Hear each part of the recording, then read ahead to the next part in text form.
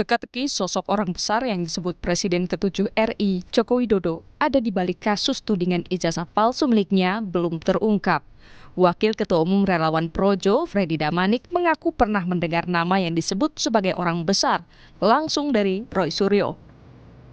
Tidak akan menyebut nama seseorang atau lembaga tertentu, tetapi saya pernah itu di dalam suatu media walaupun offline. Mas Roy pernah katakan kepada saya, seorang tokoh besar, dia bilang saya sudah ketemu dengan seorang orang besar, tokoh besar, beliau mengatakan saya dukung Mas, lanjutkan. Nah, pasti dia di partai politik ya, dia punya apa namanya, dia memang berkuasa kan begitu.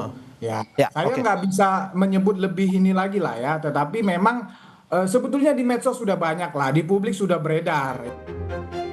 Sementara pengacara kubu Roy Suryo CS, Ahmad Kozinuddin, membantah dan menganggap itu fitnah kliennya yang seolah-olah menjadi pion perkara yang tengah bergulir soal tudingan ijazah palsu Jokowi.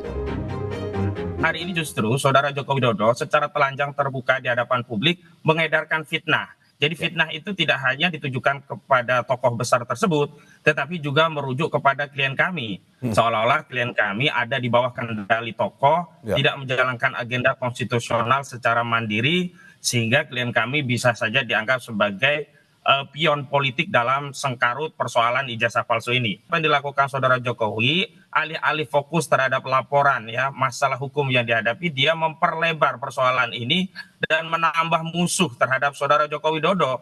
Harusnya sebut saja tokoh besar itu siapa. Belakangan sosok orang besar dikaitkan dengan baju berwarna biru. Menanggapi hal itu, Ketua Umum Partai Demokrat Agus Harimurti Yudhoyono membantah partainya di balik polemik ijazah palsu Jokowi. AHY bilang itu fitnah. Demokrat disebut-sebut di belakang ijazah palsu Jokowi. Apa tanggapannya Pak AHY? Tanggapannya Pak.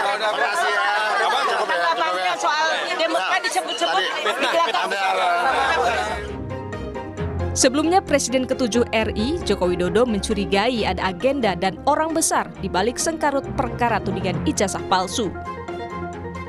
Artinya memang ada orang besar, ada yang